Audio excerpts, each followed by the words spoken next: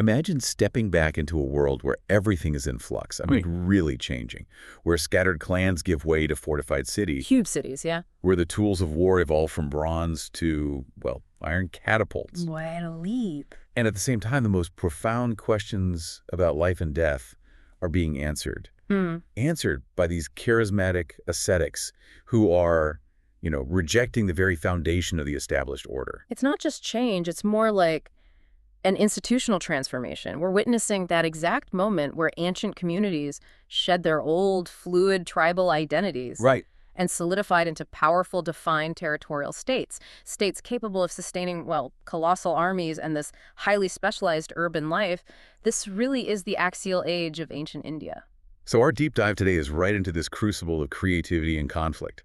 The Mahajanapada period. We're talking roughly 600 to 300 BCE. A critical window. Yeah, you might know it as the post-Vedic period, or maybe more accurately, the age of the Buddha and Mahavira.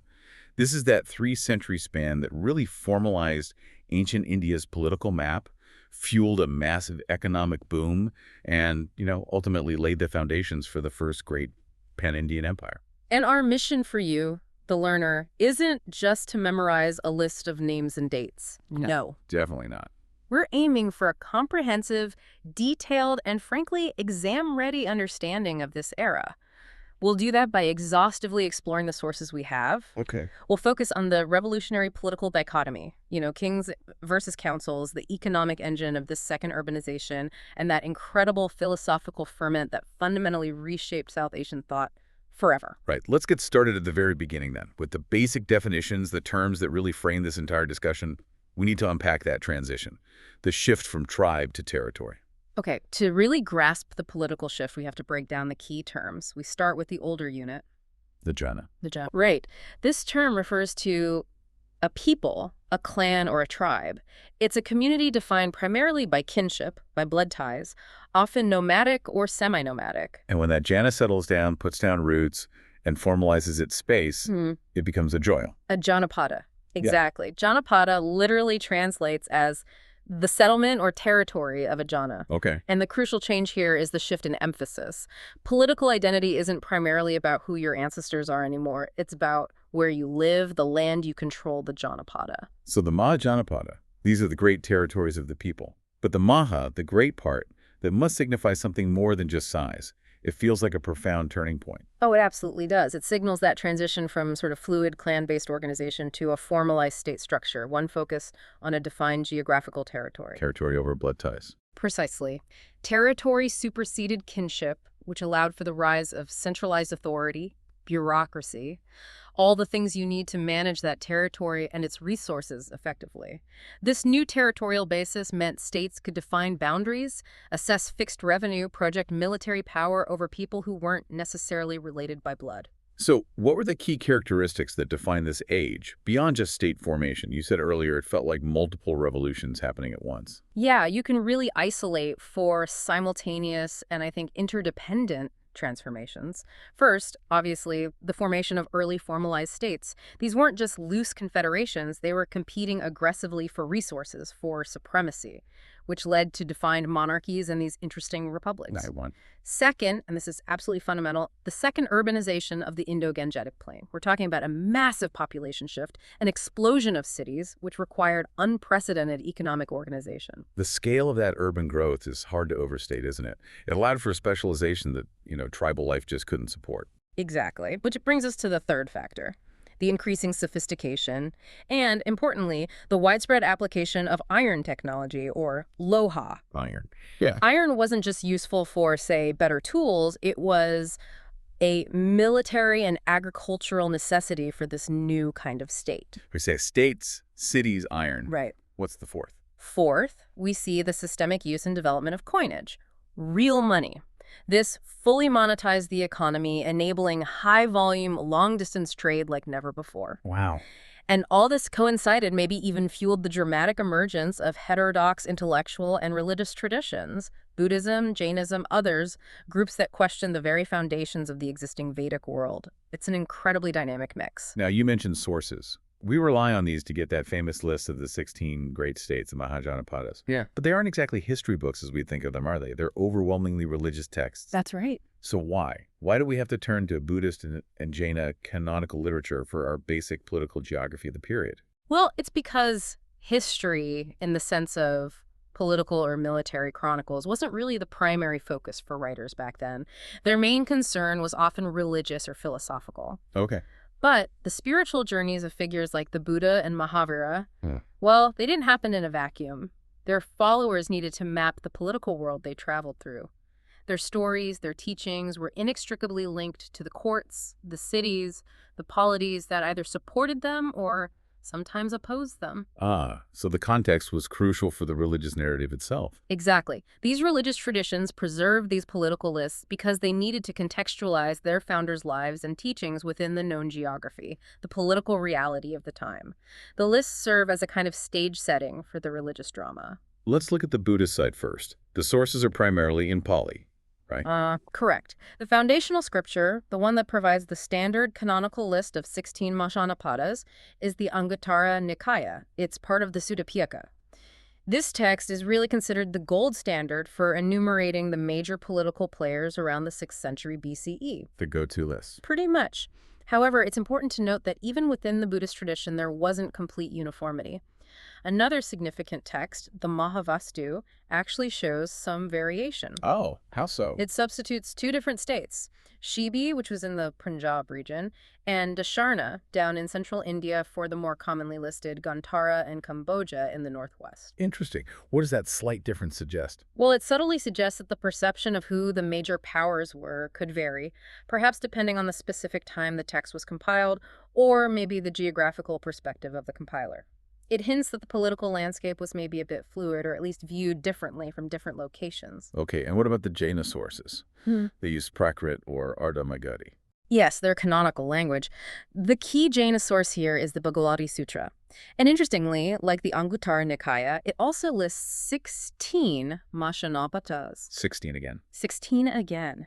The fact that two completely different religious traditions emerging independently both converged on this number 16, well, it really reinforces the historical idea that this period was characterized by the rise of a defined, recognizable set of major competing states. It gives the number credibility. It does. So these religious texts, despite their primary focus, become invaluable historical documents for us. They provide the framework, the administrative, political, social geography that's absolutely essential for understanding this whole transition towards empire, #C, the chronological pillars. Right. To give our learner a really firm historical context, let's try and pin down the timeline. This 300-year era.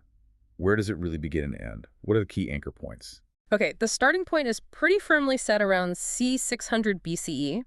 That's the moment we see the second urbanization really taking off in the Ganges Plain, and it's the point where the Mahajanapadas fully emerge as these major identifiable political powers we've been talking about. 600 BCE. Got it. And it seems like pressures started building pretty quickly, both from within and without. There was external pressure from the West quite early on. Indeed, yeah. Around c. 519 BCE, we get the first major recorded foreign conquest impacting this region, Cyrus the Great, the Achaemenid emperor of Persia. Ah, the Persians. Right. He extends the Persian Empire into northwestern India, annexing states like Gandhara. So Gandhara was one of the 16. Yes, usually listed. And this event immediately highlights a key difference, doesn't it? The core states deep in the Ganges Valley versus these peripheral states like Gandhara and Cambodia in the northwest, which were much more exposed to powers coming from Central Asia or the Iranian plateau. Makes sense. Okay, so that's external pressure. What about internally? The whole story seems to build towards the rise of one particular kingdom, Magadha. Is there a key date associated with its consolidation? Absolutely. A pivotal moment is c. 493 BCE. That marks the accession, the beginning of the reign of Ajatashatru in Magadha. Ajatashatru. He's really the central figure in consolidating Magadha's power through some pretty aggressive policies, which we'll definitely get into. And happening right alongside this political drama is the peak of the spiritual revolution we mentioned. Exactly. The timing is critical. We usually date the death of the Buddha, his Mahaparinirvana, to around 486 BCE.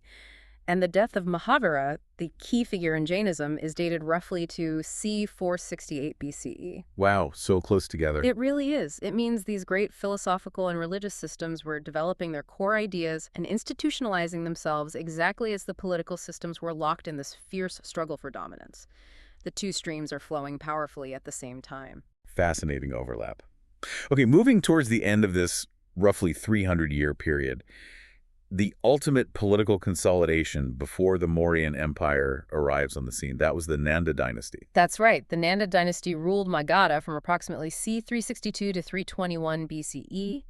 They really represent the apex, the high point of pre-Mauryan imperial ambition and power in Magadha. How powerful are we talking? Well, their treasury and their army were reportedly so vast, so formidable, that when Alexander of Macedon invaded India Alexander the Great. between c. 327 and 325 BCE, his own soldiers apparently became deeply unnerved.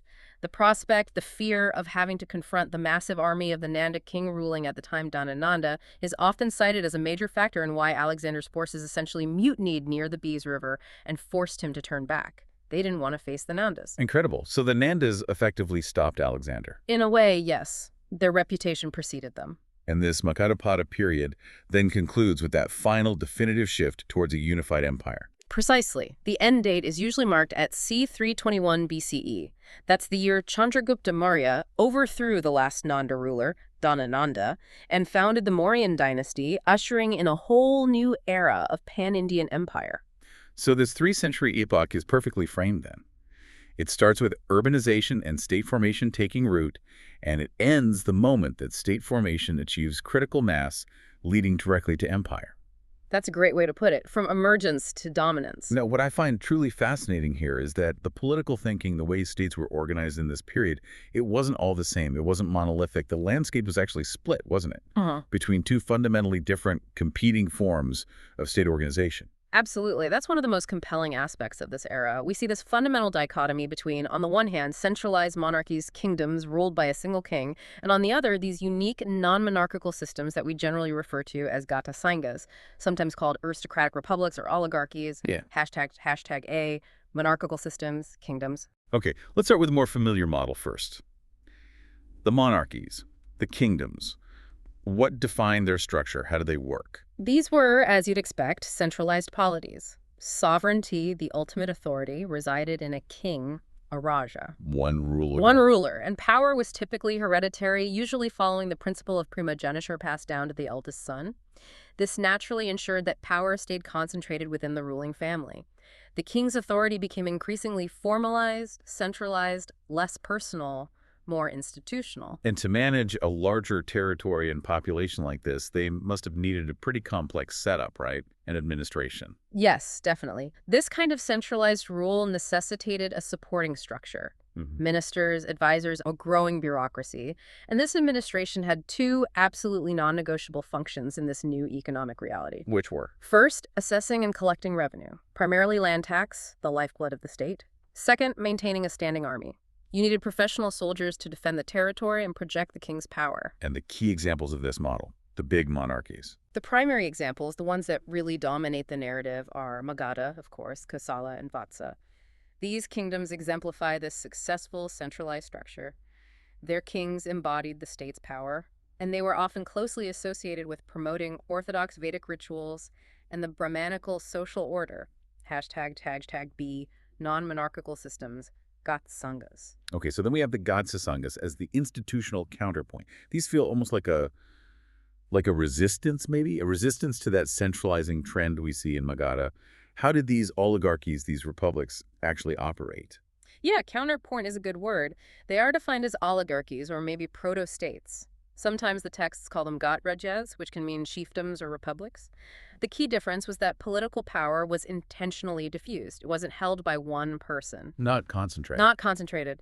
Instead, power was vested in a council or an assembly, that's the Sangha part, which was composed of the heads of the leading Kshatriya families, the warrior aristocracy. So you mentioned the terms earlier. Gatna means something like a group claiming equal statuses. That's right. And Sangha is the assembly. And crucially, you said that every head of these major aristocratic families was considered a Raja. Exactly. That's the radical part. Sovereignty didn't belong to an individual. It belonged to the collective body of these Rajas. It was an aristocratic form of governance where this ruling elite shared political rights, shared responsibility, rather than submitting themselves to a single hereditary overlord. If power was so diffused, How did they manage things? How do they organize leadership and actually govern day to day? Do they have a leader at all? They still needed order, absolutely. They usually had a chief figure who presided over this aristocratic council. He guided the proceedings, managed the agenda, but crucially, he didn't command absolute authority like a monarch. Remember, like Utarim. Perhaps, yeah. The sources use various titles for this presiding figure, Ganapati, Ganajesta, Ganaraja, or Sanghamukya. But the really critical venue for their governance was the communal meeting hall. It was called the Samtagara. This was where the Assembly of Rajas convened to debate policy, make laws, decide on war and peace. And the decision-making process itself. You mentioned something about a voting system.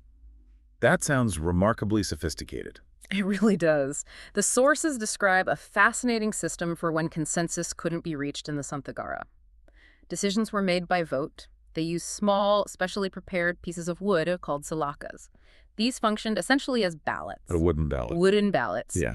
And to ensure fairness and order, there was even a designated official, the Salakagahapaka, literally the taker of the tickets or collector of the ballots, who was responsible for collecting these salakas and presumably counting them. Wow. This kind of intricate institutional mechanism involving voting procedures and designated officials, it shows that while these were definitely aristocratic systems, their governance was highly structured, formalized, and designed for collective decision-making, which is pretty remarkable for the 6th century BCE.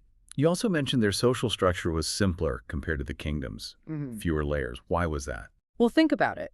Since the power was held collectively by this Kshatriya elite, they had less need for the complex, hierarchical, fourfold Varna system, Brahma, Kshatriya, Vaishya, Shudra, that the monarchies used to legitimize the singular rule of the king and the position of the priests. The ideology wasn't as necessary for them. Right. So social stratification in the Gantasangas seems to have been, broadly speaking, simpler.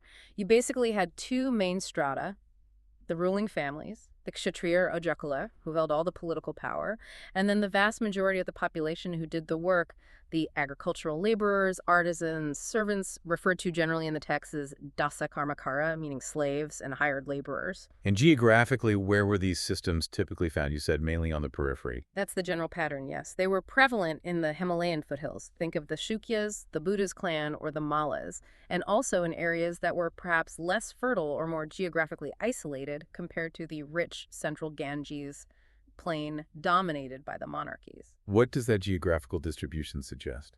It strongly implies that these Gasasangas might represent the continuation of an older political system, perhaps one rooted more strongly in clannish identity and collective rule, which was now resisting the powerful trend toward large, centralized territorial monarchies that was sweeping the core regions. They were holding on to an older way. And we absolutely have to highlight the two most famous examples, both central to the philosophical story. Definitely. First, the Vaji, or Vaji Confederacy.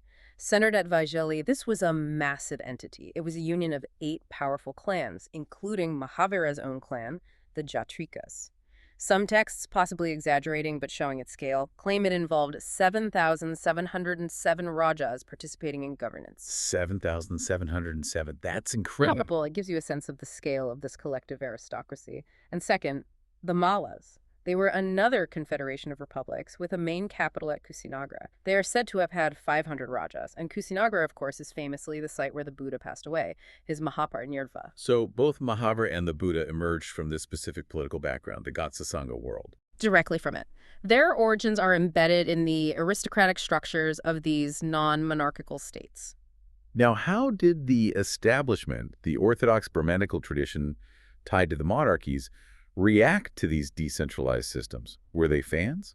Not generally, no. They often viewed the Gasasangas with suspicion, sometimes outright disapproval. Why? What was the problem? Well, Brahmanical sources were deeply invested in the strict adherence to the Varna social order, with Brahmanas and Kshatriyas clearly at the top, and in the performance of complex, expensive Vedic rituals, yajanas, conducted by priests, which legitimized the king's power. The Gasasangas, by diffusing power among an aristocracy and often prioritizing practical governance or collective decision-making over elaborate rituals, well, they didn't quite fit the mold. They broke the rules. In a way, yes. They were seen as political anomalies, sometimes depicted as chaotic or non-compliant with the divinely ordained cosmic order that the Vedas supposedly defined. Their eventual defeat by the monarchies, particularly Magadha, was often framed by Orthodox writers almost as a restoration of proper, single-point, legitimate authority. So this political dichotomy, kings versus councils, it didn't last forever. The ultimate fate was decided by the overwhelming success of one particular monarchy. Magadha didn't just win a few battles. It feels like they created a political and economic system that was just institutionally unbeatable, at least in the context of the Ganges Plain. That's exactly right. And here's where it gets really interesting, moving beyond just listing kings and battles. The rise of Magadha, located in what's now modern-day Bihar, wasn't simply the result of few ambitious or brilliant rulers, though they certainly played their part. Modern historians overwhelmingly agreed that Magadha possessed these intrinsic, systemic, almost unfair geopolitical advantages. Advantages in resources, geography, and logistics that ultimately enabled its success over all its rivals, including those powerful Gansasanga confederacies like the Viji #80, the intrinsic advantages of Magadha. Okay, let's break down those intrinsic advantages. What were the key factors? Starting with the economy, the agricultural engine. How did Magadha generate the kind of surplus needed to build an empire? The land itself was the foundational asset. Magadha was situated right in the heart of the richest, most fertile alluvial soil of the Middle Ganges Plain, and this land was exceptionally suited for intensive wet rice cultivation, paddy farming. Wet rice. Why is that so important? Because wet rice cultivation, while labor-intensive, yields significantly more calories per acre than dry grain farming like wheat or barley, which might have been more common elsewhere. This massive efficiency generated a huge economic surplus. More than just enough to eat. Far more. Crucially, this surplus wasn't just for subsistence. It was large enough that a huge portion of the population could be diverted away from farming altogether. They could become full-time soldiers in a standing army, bureaucrats running the state, specialized artisans in the cities, merchants, all the non-producing classes that a complex state requires. And to actually cultivate that heavy, waterlogged alluvial soil effectively, they needed better technology, right? This brings us back to iron. Exactly. That heavy, sticky soil of the Ganges region is really difficult to turn properly with just wooden plows or even softer copper or bronze tools. The widespread adoption, the ubiquitous use of the iron-tipped plowshare was absolutely vital. It allowed for deeper tilling, better aeration, more efficient cultivation. And Magadha had the iron. Magadha had access. Critically, it has strategic and relatively easy access to the rich iron ore deposits located in the nearby resource regions, essentially, modern Jharkhand, just to the south. So a ready supply. A ready and abundant supply of loha, iron. And this translated directly into several advantages. Better agricultural tools leading to more food surplus, stronger materials for construction and infrastructure, and perhaps most decisively on the battlefield, advanced weaponry. Iron axes, spears, arrowheads, swords, and even the complex siege engines we'll discuss later. No other kingdom could match Magadha's sheer volume or quality of iron production. Okay, agriculture and iron.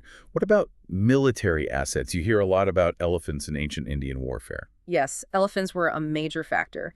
The vast forests that surrounded Magadha in that period supplied two key strategic resources. First, timber, which was essential for building cities, palaces, fortifications, chariots, boats. Right. Second, and far more critical from a military perspective, was the supply of elephants. War elephants were the ancient equivalent of tanks. Heavy armor. Exactly. They could break enemy infantry formations just by their charge. They could withstand attacks that would decimate cavalry or infantry. And their sheer size and noise could intimidate entire armies. Magadha's ability to capture, train, field, and sustain a large elephant corps gave them a truly formidable advantage over rivals like Kosala or Vatsa, especially when fighting battles out on the open plains. A unique weapon system. And finally, you mentioned logistics. Something maybe easily overlooked when we think about ancient states. It's often overlooked, but it's absolutely crucial for empire building.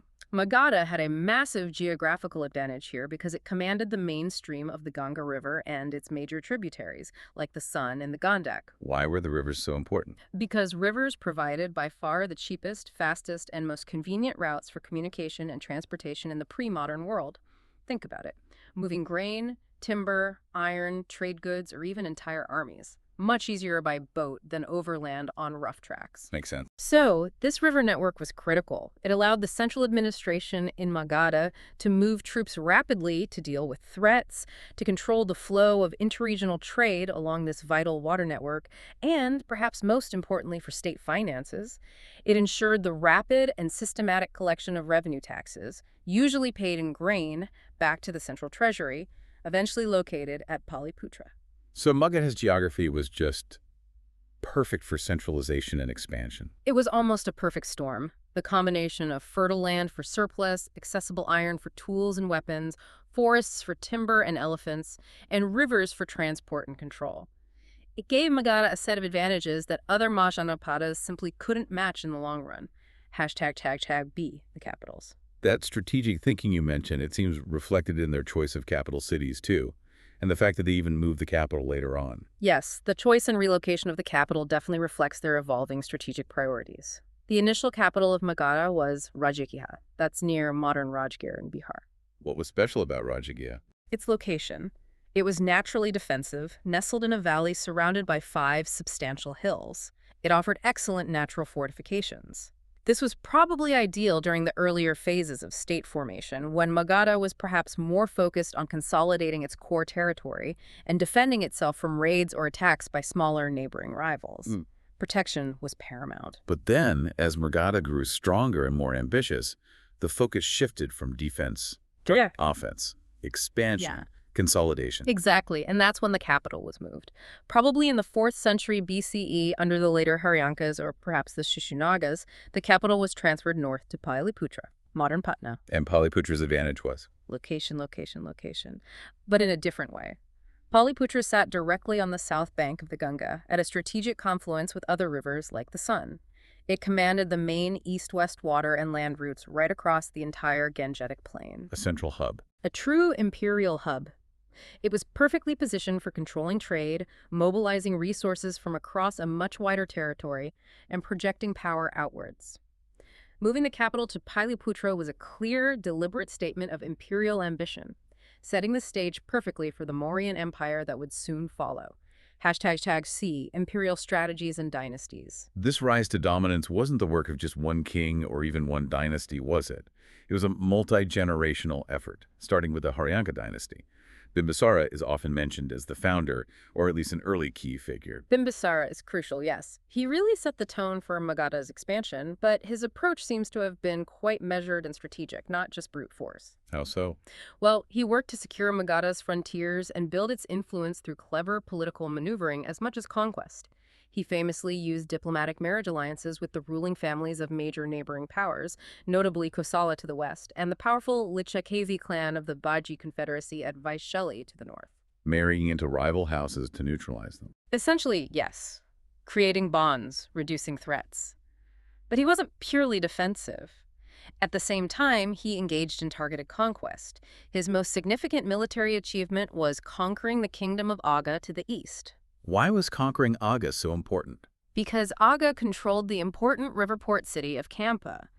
Gaining control of Kampa gave Magadha direct access to the riverine trade routes leading down the Ganga towards the Bay of Bengal and potentially overseas trade. It was Magadha's first major step towards dominating the region's economy and expanding eastwards. Okay, so Bimbisara lays the strategic groundwork. Then comes his son, Ajatashatru, around 493 BCE. He sounds like he really escalated things. He certainly did. Ajatashatru's reign is defined by much more aggressive expansionism. He broke the peace his father had established, annexing Kosala and also absorbing Kashu. Taking on the big rivals directly. Yes, but his major defining struggle, the one that really shapes the narrative of this period, was his lengthy, bitter, and ultimately successful confrontation with the vast Veji confederacy based at Vaishali. The Great Gatsanga. Exactly. This wasn't just a typical territorial dispute between two kingdoms. It was framed, even in the ancient sources, as a fundamental battle between two incompatible political systems. Ajatashatru's centralized expansionist monarchy versus the diffuse aristocratic republicanism of the Vajis. A clash of ideologies. Very much so. Ajatashatru seemed determined to prove the inherent superiority of the centralized monarchy, its ability to marshal resources and concentrate power over the collective, but perhaps less unified Gasanka model. His eventual victory over the Vijayas was a watershed moment. It irrevocably shifted the political balance of power in the Ganges Plain decisively towards centralization. And part of that victory involved some pretty advanced military technology. You mentioned siege weapons earlier. We absolutely have to talk about those. Yes, the sources, particularly Buddhist texts describing the war against the Vijayas, attribute some remarkable military innovations to Ajasatru's Magadhan army. These really highlight Magadha's technological edge, likely fueled by their access to iron and organized state workshops. What were they? Two main machines are described. First, the Mahajanapadas. This translates roughly as great stone-throwing device. It was essentially a large, heavy catapult designed to hurl massive stones or projectiles. A catapult against city walls. Precisely. It would have been used to batter down the formidable earthen ramparts and fortifications of the Vijay cities like Vaishali. Building and operating such a machine required significant engineering skill, resources, and organized, specialized labor things that only a powerful centralized state like Magadha could likely muster effectively. Okay, a giant catapult. What was the other one? The name sounded menacing. The Rathamula. This translates roughly as chariot mace or chariot pestle. Descriptions suggest it was some kind of heavily armored war chariot, but fitted with a terrifying ascensive mechanism, perhaps rotating blades, spikes, or a large swinging mace. A chariot with spinning blades. Something like that seems to be the idea. I want you to make this vivid for the listener.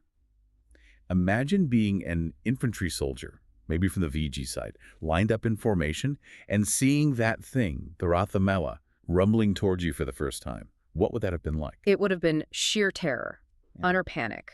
This wasn't just a chariot carrying archers or spearmen.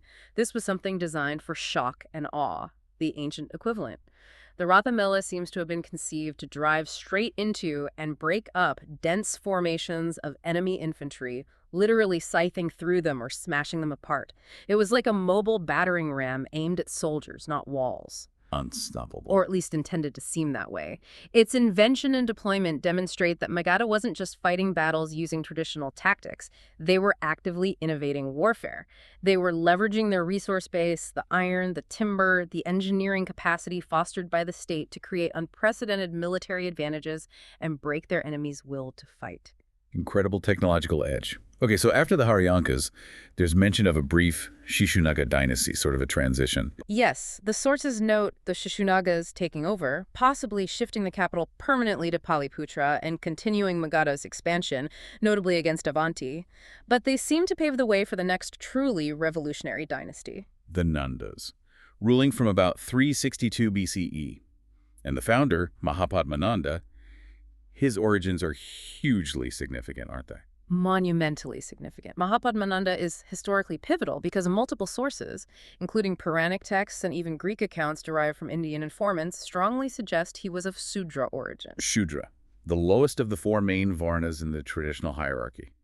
Not a Kshatriya warrior, not even a Vaishya merchant, a Shudra. Exactly. This isn't just a biographical footnote, it's a profound statement about the social and political realities of the era. If the king of the most powerful, rapidly expanding state in North India was not from the traditional ruling class, the Kshatriyas, what does that imply about the stability, the actual power of that traditional Brahmanical social order? It confirms that the immense economic and political power being generated by the second urbanization, by state consolidation, was becoming so overwhelming that it could literally shatter the rigid traditional caste monopoly on sovereignty. It suggests that wealth, military might, effective organization, and sheer ambition could now confer legitimacy, could allow someone to seize and hold supreme power, often overriding the rules of birthright dictated by the old hierarchy. Performance over pedigree. In a sense, yes, it was a massive historical departure, a direct challenge to the Brahmanical Kshatriya alliance that had theoretically dominated the earlier Vedic age. It showed that the ground rules were changing. And the Nandas weren't just rulers. They're seen as the true initiators of proper imperial governance, Yeah. right? Taking things to the next level. Absolutely. They moved beyond just regional consolidation. Mahapadmananda and his successors are credited with several key imperial innovations. First, creating a truly colossal army. The numbers reported by Greek sources are staggering: hundreds of thousands of infantry, tens of thousands of cavalry, thousands of chariots and elephants, far outnumbering any potential rival. An unbeatable force. That was the goal. Second, and crucially for sustaining such a force, they perfected a highly methodical system of tax collection. They didn't rely on intermittent tribute or contributions. They appointed regularly functioning state officials whose sole job was to assess and gather revenue systematically across their expanding territories. Bureaucracy of tax. Right. This ensured a massive, constantly replenished state treasury. The Nandas were famously wealthy, which was absolutely necessary to pay for their huge standing army, fund the administration, and undertake large-scale state projects. Like infrastructure. Yes, there are mentions, for example, of the Nandas undertaking significant irrigation projects, like digging canals, even in conquered territories like Kalinga down on the east coast. This shows a level of centralized planning and investment characteristic of a true empire, not just a kingdom. And this powerful Nanda dynasty, the culmination of Magadha's rise in this period, finally ends when the last ruler, Dhanananda, is overthrown. By Chandragupta Maurya, around 321 BCE, with the strategic guidance of his advisor Chanakya, that event marks the end of the Mahajanapada period and the beginning of the even larger, more unified Mauryan Empire. #D, concluding scholarly views. So looking back at Magadha's rise, there's a contrast in how it's viewed, isn't there, between the ancient religious writers and modern historians? There is, yeah. Early religious texts, particularly Buddhist and Jaina ones whose founders or communities sometimes clashed with rulers like Ajatashatru, often tend to emphasize the personal ambition, the ruthlessness, the perceived immorality, like Ajatashatru allegedly killing his father Bimbisara of the Magadhan kings. They might portray the rise somewhat negatively, focusing on the human drama and ethical failings. The bad king narrative. Sometimes, yes. Modern historians, while acknowledging the role of ambitious individuals, tend to provide a more holistic, systemic explanation. They argue that the ruler's ambition was perhaps the fuse, but the real explosive powder was Magadha's underlying intrinsic advantages we discussed earlier. The resources, the geography. Right. The vast iron reserves, the incredibly high agricultural output from wet rice farming enabled by the fertile land and iron plows, the strategic control over the crucial river communication and trade routes. These factors created the potential for dominance. Ambitious rulers then exploited that potential. It's structure plus agency. So what's the ultimate takeaway, then, regarding that political dichotomy we started with, the monarchies versus the Gadasangas? What did Magadha's victory signify? The victory of the Magadhan monarchy, culminating in the Nanda Empire, definitively confirmed the political supremacy of the centralized, territorial, Varna-observing, even if the rulers themselves sometimes broke the rules, state system, at least within the core region of the Ganges Plain. Centralization won. Centralization won. While the republics, the Ganta-sangas, clearly valued things like collective rule, aristocratic equality, and perhaps local autonomy, the monarchy proved institutionally more efficient, more effective at mobilizing vast resources, both human and material, sustaining prolonged warfare, building large-scale infrastructure, and projecting power over a huge, diverse territory. In the end, scalability and systematic organization triumphed over collective governance in that specific environment. It's a crucial lesson in institutional strength. Okay, so this shift towards centralized political power, towards empire, it couldn't have happened without a parallel revolution in the economy, right? This second urbanization wasn't just about people moving to cities. It involved fundamentally restructuring how things were produced, how trade worked, how society was organized financially. Absolutely. The political centralization and the economic revolution went hand in hand. You couldn't have one without the other. The foundation for this entire restructuring was, as we touched upon, that breakthrough in agriculture powered by iron. #A, technology, agriculture, and land. Let's elaborate a bit more on that iron technology, the loha. We established it was necessary for the heavy soil, but just how profound was the impact of that simple-sounding iron-tipped plowshare? The impact was genuinely revolutionary. You have to picture the Ganges Plain, vast stretches of thick, heavy, alluvial soil. It's fertile, yes, but hard work. The iron tip allowed farmers to break and turn this difficult earth much deeper, more consistently, and more reliably than they ever could with earlier wooden or even copper-bronze implements, which would wear out or break easily.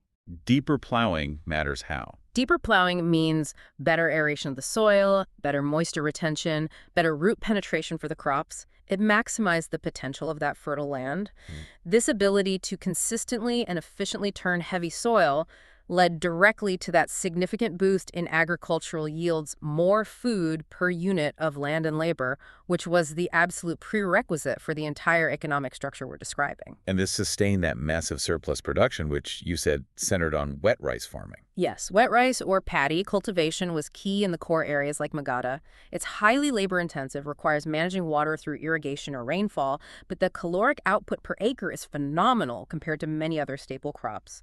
This efficient agriculture generated the essential The surplus. surplus that fed everyone else. Exactly. It was the economic bedrock that supported the entire non-producing population.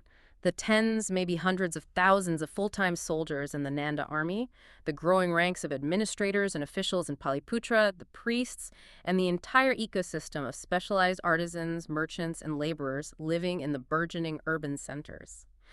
Without that rice surplus, the cities in the empire couldn't exist. So the state, now keenly aware that its power flowed from the land, must have developed a strong interest in managing land ownership Oh, dynamics. definitely. Land revenue was quickly recognized as the absolute primary source of state income. This led to the development of more sophisticated tax assessment and collection systems, those Ninda officials we mentioned.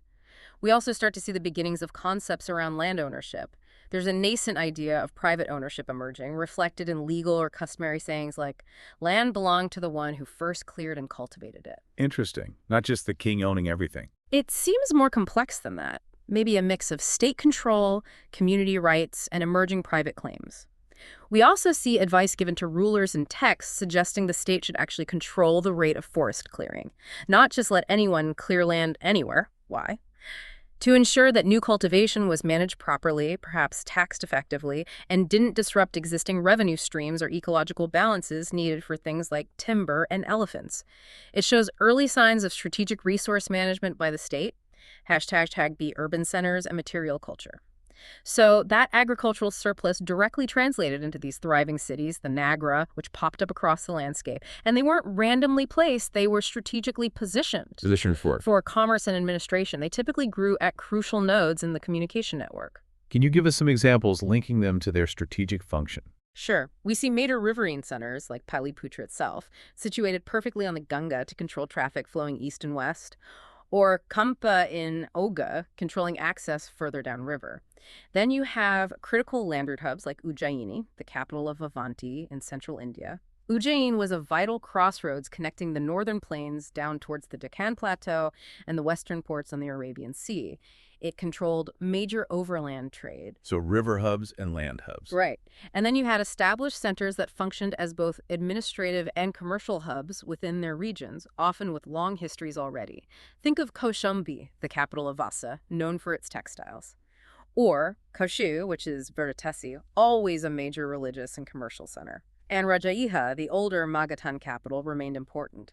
These cities formed the nucleus, the interconnected network of this second urbanization. Now, if archaeologists were digging at a site from this period and they had to date it based purely on the artifacts they found, what's the single most characteristic piece of material culture, the signature artifact of this era? Without a doubt, it's the pottery known as Northern Black Polish Ware, or NBPW. NBPW. Okay. This is the distinctive material signature of the second urbanization, roughly spanning from c. 700 BCE down to maybe 200 BCE, but really peaking during the Mahajanapada period. It's a very high-quality ceramic. What makes it distinctive? It's intensely glossy, almost metallic looking, with a burnished surface. It's very durable, finely made, usually black or sometimes a dark gray or silvery color. But crucially, NBPW was not your everyday cooking pot. It was a luxury ware. Ah, high-status pottery. Exactly. Its widespread distribution across North India during this time, though often found concentrated in urban sites and associated with elite contexts, reflects the significant accumulation of wealth. It shows there was a sophisticated elite class rulers, officials, wealthy merchants who could afford and desired high-quality, non-essential, aesthetically pleasing goods. NBPW is a tangible, physical reflection of the era's new economic prosperity and social stratification. ###. Commerce, monetization, and guilds. This wealth generation, this luxury, it was obviously propelled by greatly expanding trade networks, right? This wasn't just local exchange anymore. Not at all. Trade was operating on a massive scale, across the entire subcontinent and even beyond. We see exchange happening via land routes and river networks. Overland trade connected the northwestern states like Gantara and Cambodia deep into Central Asia, linking up with the Achaemenid Persian Empire and the Silk Road precursors. And overseas. Yes, there's evidence for increasing overseas trade, likely utilizing ports on both the Arabian Sea coast, connected via routes through Avanti, and down the Ganga to the Bay of Bengal. accessed via ports like Kampa and Aga. This high-volume, long-distance commerce obviously necessitated a more professionalized merchant class. Right. You mentioned earlier these new figures emerging. Can we distinguish between the various roles within this burgeoning merchant class? Who are the key players? We can identify at least three key roles or figures prominent in the sources. First, you have the Sithis, or sometimes Satabahas. These were the really successful, big-time merchants, often acting as financiers, but also, critically, as the leaders of the large merchant caravans that undertook these long, often dangerous overland journeys. They managed the logistics of large-scale exchange. The caravan bosses? Kind of, yeah. Then you have the figure of the Gahapati, or Gihapati in Sanskrit. This term originally meant householder, often a substantial landowner. But during this period, it increasingly refers to wealthy householders, often from the Vaishya class, who accumulated significant capital, perhaps initially from agriculture, and then chose to invest that capital in trade, urban enterprises, or money lending. They provided a lot of the financial backing for commerce. The investor. Exactly.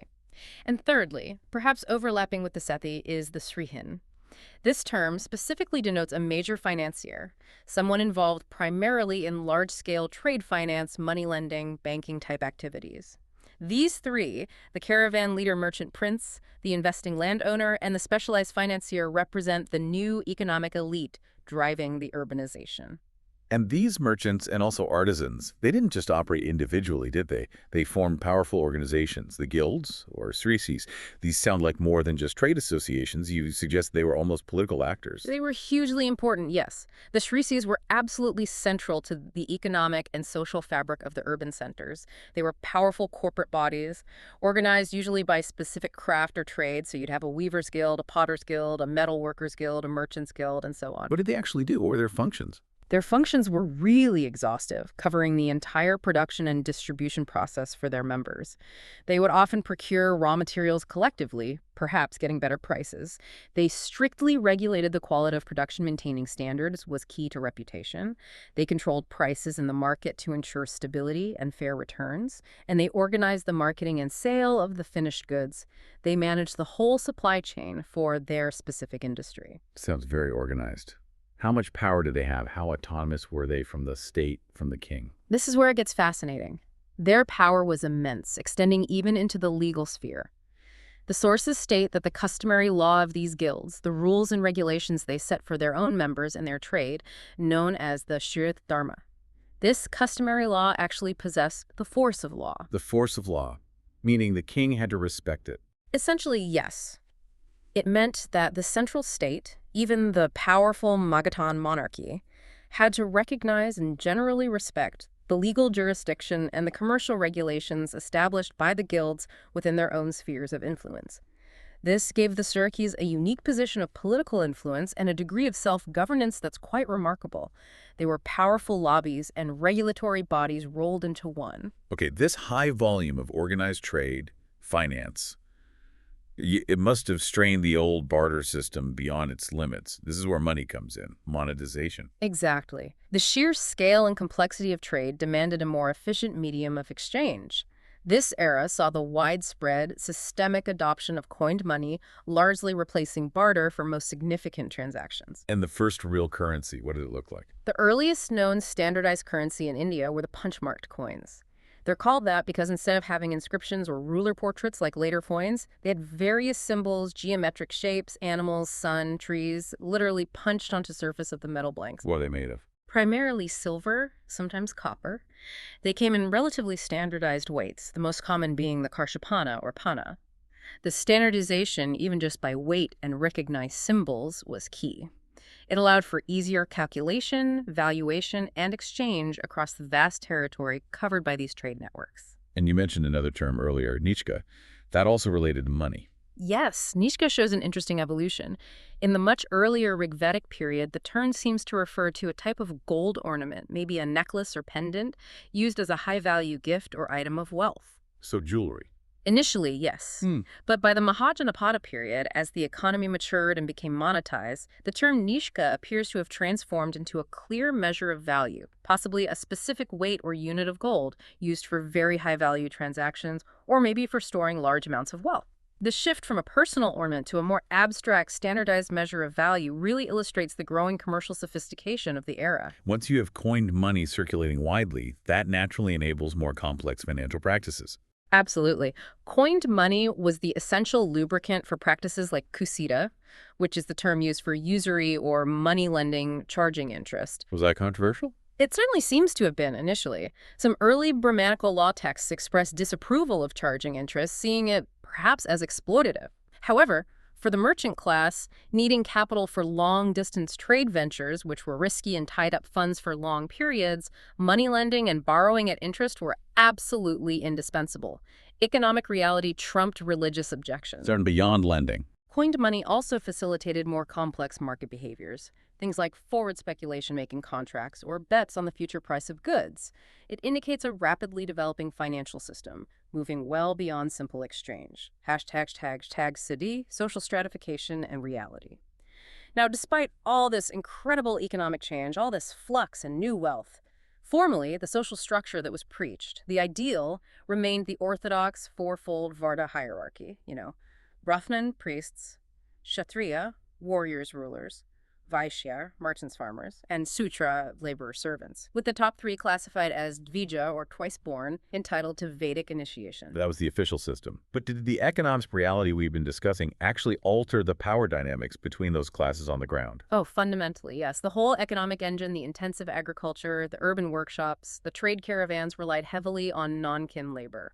This included dasas, often translated as slaves, though the nature of slavery might have varied, and vast numbers of karmakaras or britakas, free hired laborers, who powered the cities and the fields. And the merchant class, the Vaishyas. The Vaishya class, encompassing the merchants, the financiers like the Sethis and Srihansans, and probably many of the landowning Gahapatis investing in trade, they were accumulating wealth and, through their guilds, organizational power on a scale that vastly outstripped their traditional third-place status in the ritual hierarchy. Money was talking loudly. And again, just to hammer the point home, the Nanda dynasty's Hudra origin serves as the ultimate proof, doesn't it?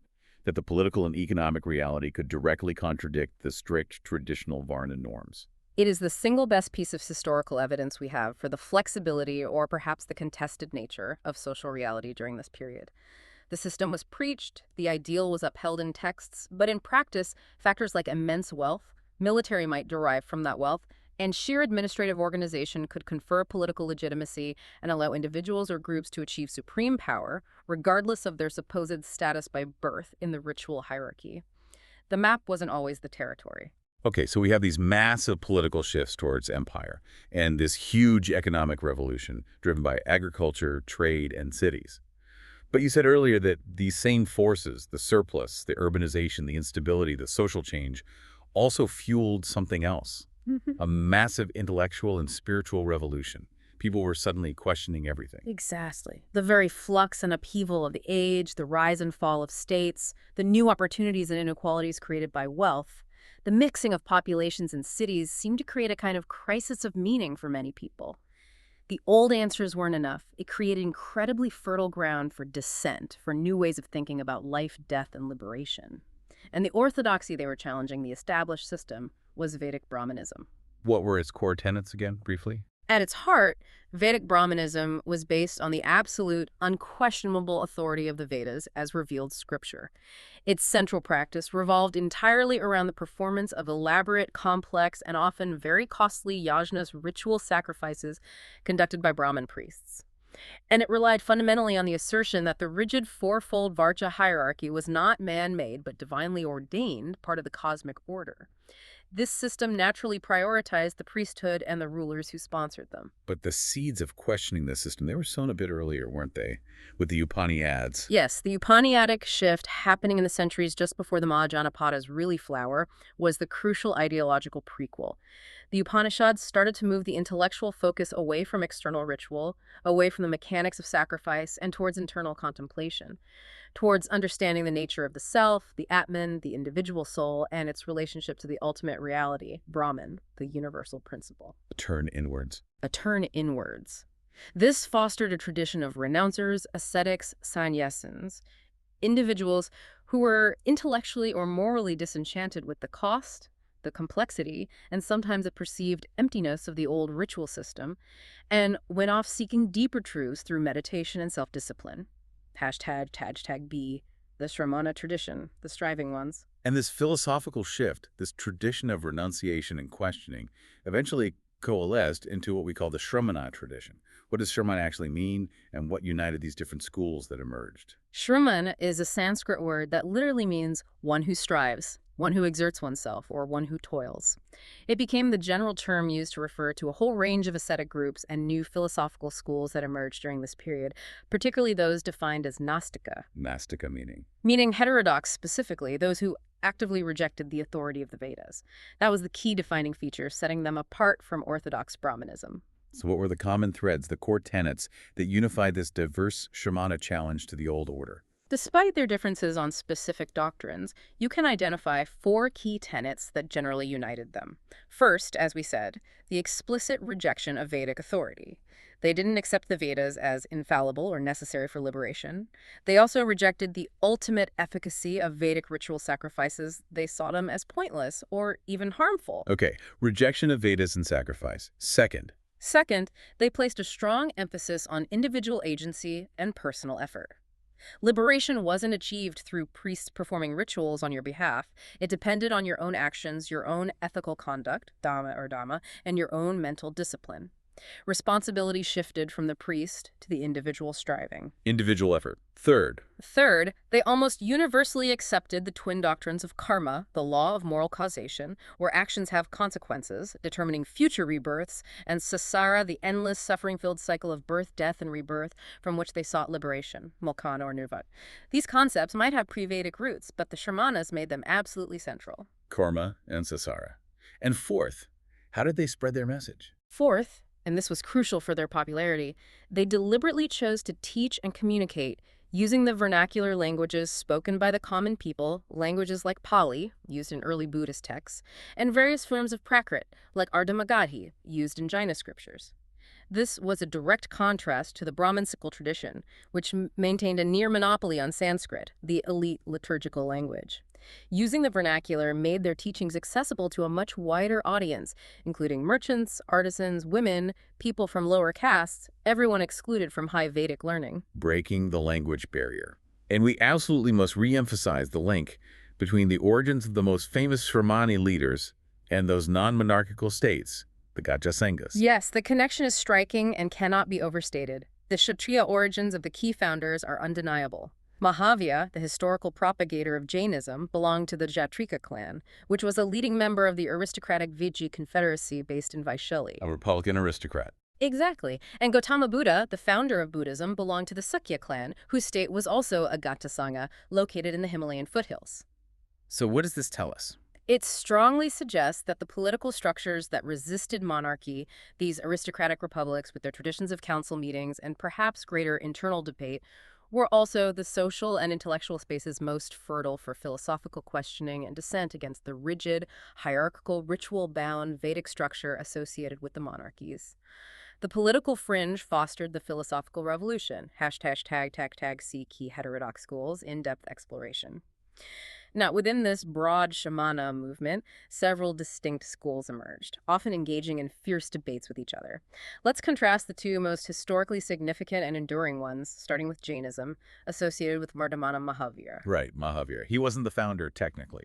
More like the final great teacher. Correct. Jain tradition views him as the 24th Tirthakara, or Ford Maker, the last in a long line of enlightened teachers. But he's the key historical figure for the Jainism that emerges in this period. And the absolute core doctrine of Jainism, the thing most people know about it, is ISS, nonviolence. But taken to an extraordinary, almost unimaginable extreme. Yes, Jaina Hisa is arguably the most rigorous formulation of nonviolence found in any major religion. It stems from their fundamental assertion that the entire universe is animated. It's not just humans and animals that have a soul, a life force, a jiva. Everything has a soul. According to Jainism, yes, plants have souls, water has souls, air has souls, fire has souls, even particles of earth, stones have souls. The whole world is teeming with these mostly invisible life monads. Wow, the implications for nonviolence are huge then. Immense. Because causing harm, even unintentionally, to any of these myriad souls by breathing, walking, drinking, farming, lighting a fire, inevitably causes suffering and binds the perpetrator with negative karma. This belief necessitates the most rigorous, meticulous level of nonviolence in thought, word, and deed. And their concept of karma itself is unique, isn't it? You mentioned it earlier. It's conceived of as being physical, material. That's a key Jaina philosophical distinction. Karma isn't just an abstract law of consequence. It's conceived of as a kind of subtle, sticky, material substance. Fine karmic particles that are attracted to the soul by its passions and actions, especially violent or ignorant ones. These particles literally adhere to the soul, weigh it down, obscure its innate purity and omniscience, and thus physically trap it within the cycle of rebirth, Sasara. So liberation means getting rid of this physical karmic dirt. Precisely. Liberation, or mota, is achieved by stopping the influx of new karmic particles through nonviolence, detachment, etc., and crucially, by actively shedding the old, accumulated karmic matter that's already stuck to the soul. And the primary method for burning off this old karma is through intense, rigorous asceticism and self-mortification fasting, enduring hardships, meditation known collectively as tapas. A very demanding path. Their philosophy also sounds quite subtle, with doctrines like Anekantavada. Extremely subtle. Anekantavada is the doctrine of the manifoldness or many-sidedness of reality. It holds that reality is incredibly complex, and any single statement or viewpoint can only capture a partial aspect of the truth. No single perspective is absolute. Leads to intellectual humility. In a way, yes. And it directly informs their theory of knowledge and predication called Syadvada. This is the doctrine of conditional predication, or qualified assertion. It insists that all judgments are only provisionally true, true only from a certain standpoint or in a certain respect, the meaning of sad. Often translated, perhaps inadequately, as the doctrine of maybe, it reflects a deep philosophical caution about making absolute claims. Fascinating. And the path to actually achieve liberation involves the Taratna.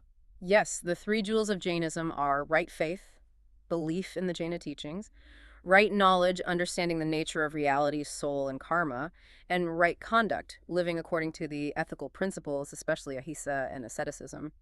These three together form the path to burning away karma and attaining moksha. Okay, now let's contrast that intense asceticism and material view of karma with Buddhism, founded by Siddhartha Gautama, the Buddha. His path seems deliberately more pragmatic, moderate. That's a very good way to put it. The Buddha explicitly advocated for what he called the middle path, Madhyam Marga. This was a conscious, calculated rejection of the two extremes he saw in the religious landscape of his time.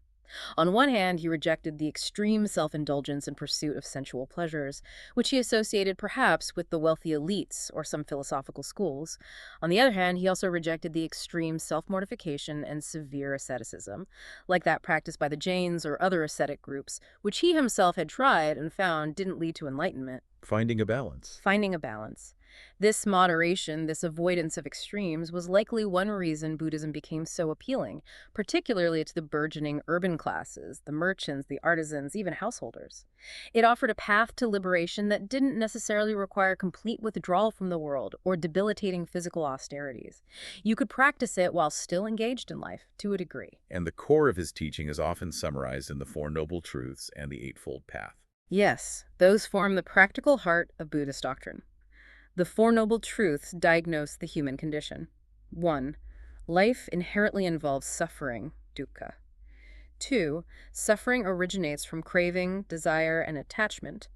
3. Suffering can cease. 4. The way to make suffering cease is by following the Eightfold Path, Akangika Marga.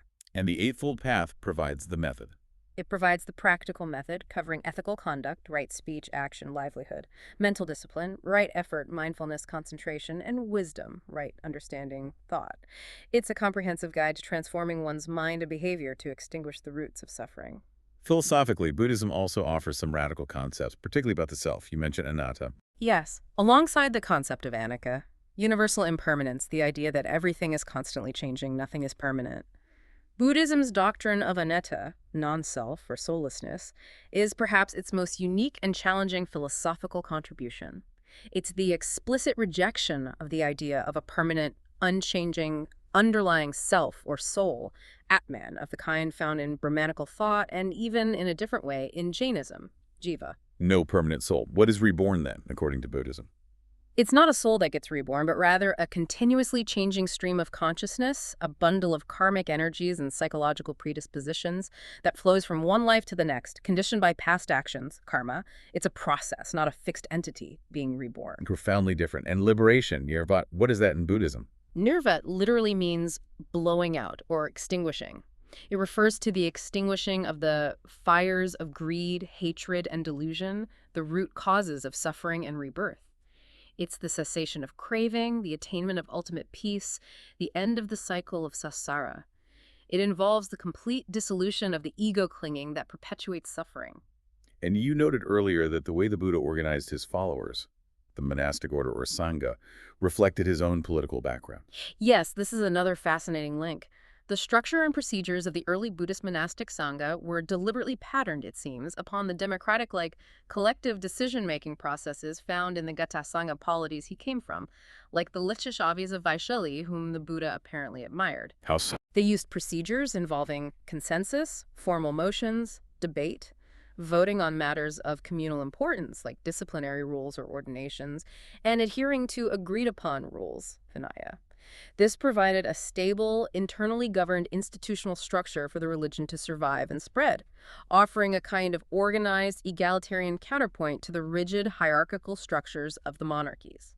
Okay, beyond Jainism and Buddhism, there were other Shramacha schools active. What about the Jikas? They sound quite different again. Very different. The Jivakas, whose most prominent teacher was Makali Gosala, a contemporary and for a time companion of Mahavira, were defined primarily by their doctrine of absolute determinism. They called it niyati, which means fate or destiny. Absolute determinism, meaning no free will. Exactly. They held that absolutely everything, every event, every experience, every being's life course through countless rebirths was strictly preordained, fixed by an impersonal cosmic principle, niyati. Human effort, virtue, vice, karma. None of it made any difference to the outcome. Everything was mapped out from the beginning. Liberation, when it came, arrived automatically after an immensely long, fixed cycle of births and deaths, regardless of one's actions. Wow, that's a stark contrast to the emphasis on individual effort in Buddhism and Jainism. A complete contrast. It's a philosophy of utter fatalism. Understandably, it was heavily criticized by both Buddhists and Jains, but it was apparently quite influential for a period. And finally, the most radical of all, perhaps, the Charvakas or Lokayatas, the materialists. Yes, the Charvakas represent the school of thoroughgoing Indian materialism. They were perhaps the most skeptical and iconoclastic of all the groups. What do they believe, or rather disbelieve? Epistemologically, in terms of how we know things, they insisted that only sensory perception, pratika, was a valid source of knowledge. They rejected inference, testimony, and certainly scriptural authority like the Vedas. If you couldn't see it, hear it, touch it, taste it, or smell it, it wasn't real or knowable. Only the senses are real. What did that lead them to conclude philosophically? It led them to reject almost everything the other schools held dear. They denied the existence of an afterlife, a soul, Atman or Jiva, karma, rebirth, gods, and liberation. They argued that consciousness was simply a byproduct of the physical body, arising from the combination of material elements, and ceased to exist when the body died. So what's the point of life then, according to the Charvakas? Since this life is all there is, and death is the final end, they logically concluded that the highest goal, the only rational aim of human life, was to maximize pleasure, kama, and minimize pain in this world. Their motto is famously summarized, by their opponents admittedly, as "eat, drink, and be merry, for tomorrow we die," sometimes even advising borrowing money to live well if necessary, since there's no karmic debt to repay after death. A philosophy of hedonism, essentially. Essentially, yes, grounded in materialism and skepticism, they were the ultimate philosophical rebels of the age. It sounds like an incredibly vibrant, argumentative, intellectual environment. Do these different schools actually interact? Oh, absolutely. The sources, especially Buddhist and Jaina texts, are full of accounts of debates and dialogues between teachers of these various schools. They would often meet in public discussion halls, sometimes specifically set up for philosophical debate, known as Kochalashila, literally halls for the curious or halls of debate. It suggests that free, critical, public discussion about the most fundamental questions of existence was a core feature of the urban culture during this ferment. #, deep political theory, and patronage. Now, this philosophical questioning didn't just stay in the realm of metaphysics, it also spilled over into political theory. The new ways of thinking necessitated new ways to explain the origin and justification of the state itself, especially challenging the old Brahmanical ideas. The Buddhist social contract theory is particularly relevant here. Right, you mentioned it briefly. How did it contrast with the Brahmanical theory of a divinely appointed king? Sharply. Buddhist texts, like the Aganya Sutta, articulate a completely rational, human-centered origin for the state and kingship. They propose that in the beginning, humans lived peacefully, but eventually, due to growing greed and the emergence of private property, conflict arose, theft, violence, disputes. Human nature asserting itself. Pretty much. Faced with this social breakdown, the people gathered together collectively and decided they needed someone to maintain order, punish wrongdoing, and protect property. So they elected the most capable and virtuous among them to be their leader. This first elected ruler was called the Mahasamata, which means the great elect, or the one agreed upon by the many. Elected, not chosen by God. Elected by the people. And crucially, the relationship was presented as transactional, a contract. The ruler wasn't divine. He was essentially paid a wage by the people, typically a share of the agricultural produce, the origin of taxation in return for performing his duty of maintaining law and order. If he failed, implicitly, the people might have the right to choose someone else. That sounds much more like a modern social contract theory. It has remarkable parallels, yes. It provides a rational, human agency-based justification for governance, one that doesn't rely on divine sanction or hereditary rights alone. And significantly, this kind of theory, emphasizing election and collective agreement, seems much better suited to the political ethos of the Gasa-Sangha republics, where collective decision-making was practiced, than the Brahmanical theory of divine kingship that bolstered the monarchies. Fascinating. Okay, lastly, we need to talk about the practical side. Socioeconomic patronage. These new religious movements, Buddhism, Jainism, even Avikas, for a time they didn't just survive on ideas. They needed support, resources, followers. Where did that come from? Who bankrolled this philosophical revolution? They were sustained overwhelmingly by the newly generated wealth and the social structures of the second urbanization.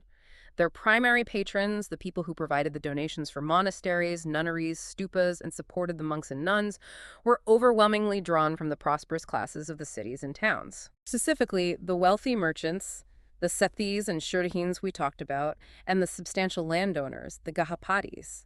These were the groups who had benefited most from the economic boom, who had surplus wealth to donate, and who were perhaps looking for new avenues for social recognition and spiritual fulfillment. Now, the Vaishyas support the merchant community seems particularly crucial, especially for Jainism and Buddhism. What was their specific motivation to shift their allegiance away from the traditional Brahmanical system, which theoretically placed them third in the hierarchy?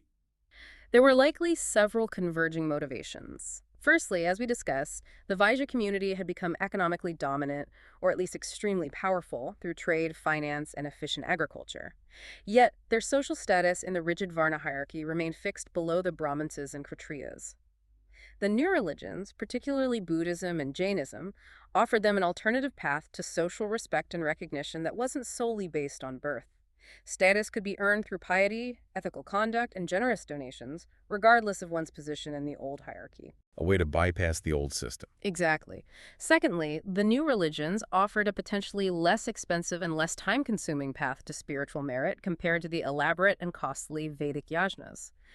For busy merchants and traders, supporting monks or building a stupa might have seemed a more practical and perhaps ethically appealing way to gain good karma than sponsoring complex animal sacrifices requiring many priests and resources. Practical spirituality.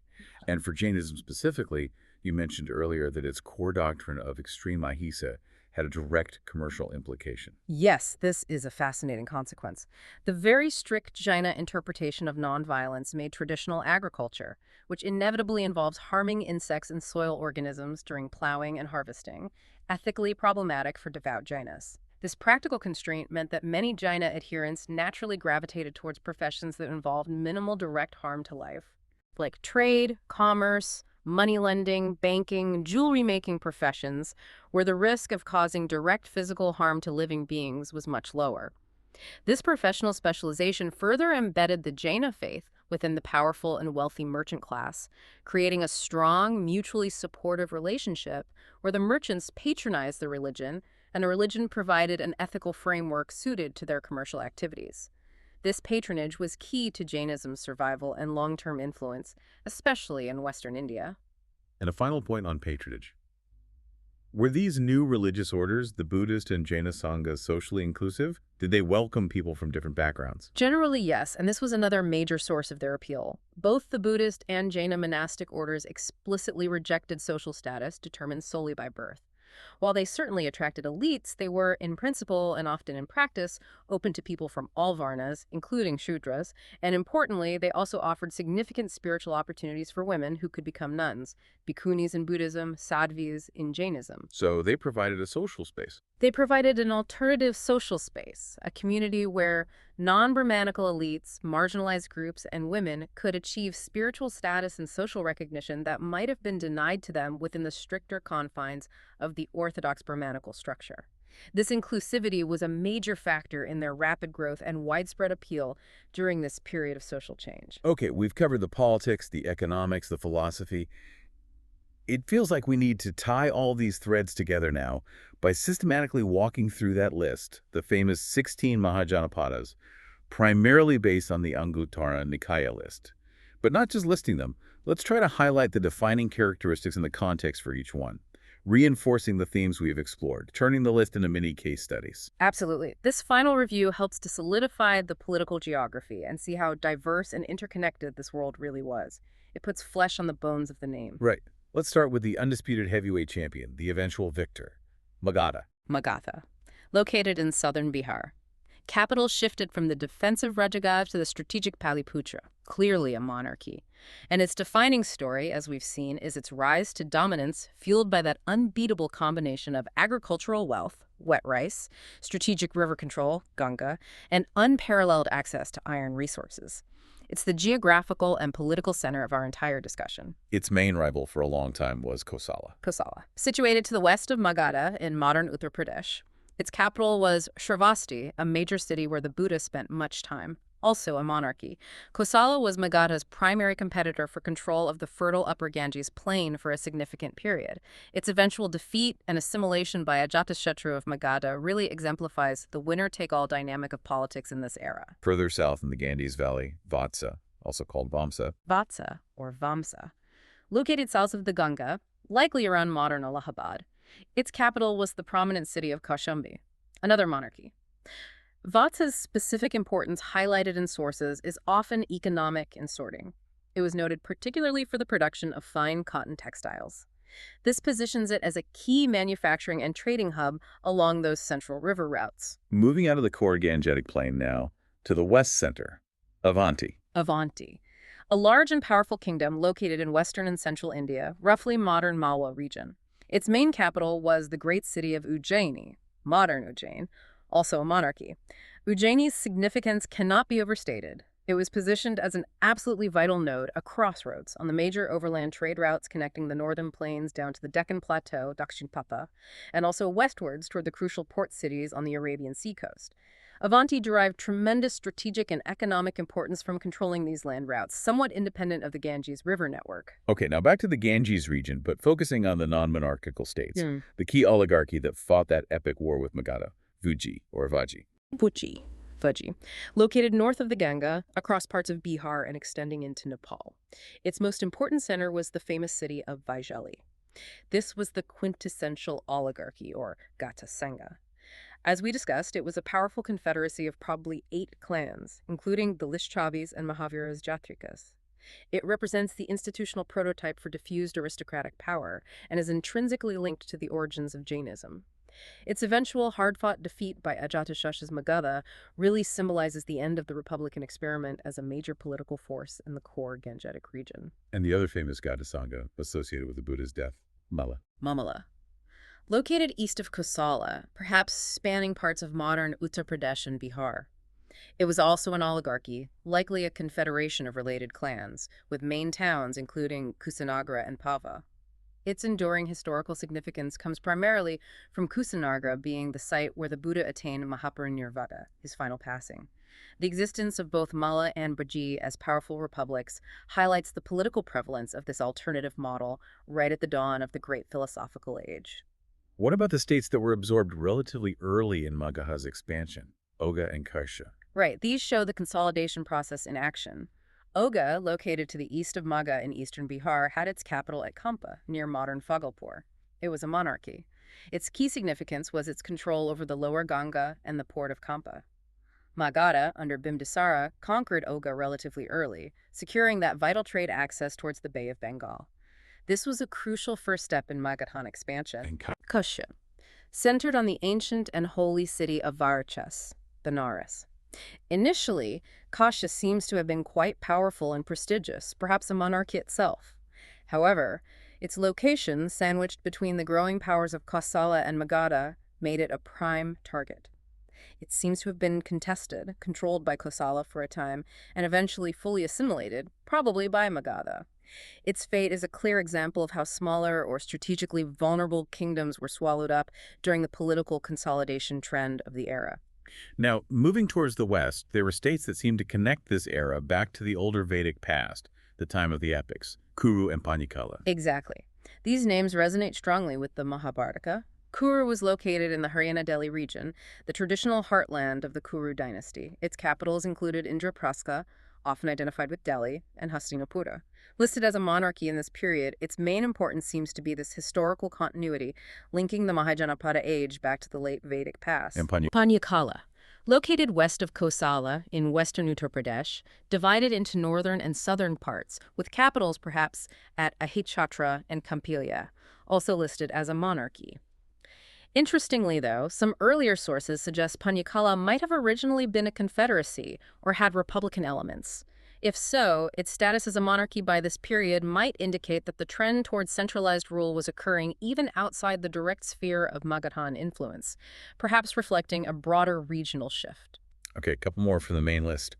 Matsya and Shurasena. Matsya. Located south of the Kurus, roughly in the Rajasthan region around modern Jaipur, listed as a monarchy in the standard texts, and Shurasena. This kingdom was centered on the important city of Mathura on the Yamuna River in Uttar Pradesh, also a monarchy. Mathura was already a bustling center, vital for commercial, cultural, and religious activity, strategically located connecting the Ganges Valley economy westwards towards Rajasthan and the route south. Shurasena controlled this key intersection. Now let's look at the far northwest, the frontier states that bordered Persia and Central Asia, Gandhara and Cambodia. Right, these are critical for understanding the wider connections. Gandhara, spanning parts of modern northwest Pakistan and eastern Afghanistan. It had two major cities mentioned as capitals, Taxila, Takshila, and Pushkalavati, a monarchy.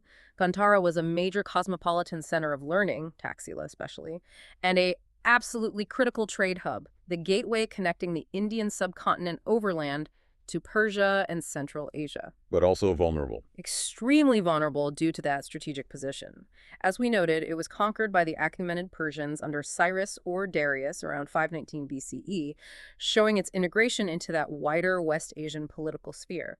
Cambodia was located likely further north or west of Gandhara, perhaps in the Pamir region or Badakhshan.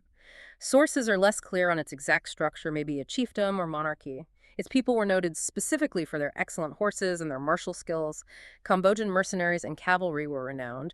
They represented a vital military resource pool on the frontier. Okay, just two left on the standard list of 16. The outliers, geographically speaking, Chedi and Asmaka. Chedi. Located in central India, likely in the Bundelkhand region.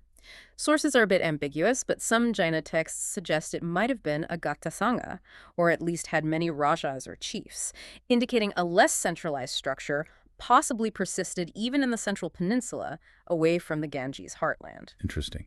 And finally, the southernmost one, Asmaka or Asaka. Asmaka or Asaka. This is significant because it's the only Mahajanapada located entirely south of the Vindhya Mountains, deep in the Deccan Plateau, situated on the banks of the Godavari River, listed as a monarchy.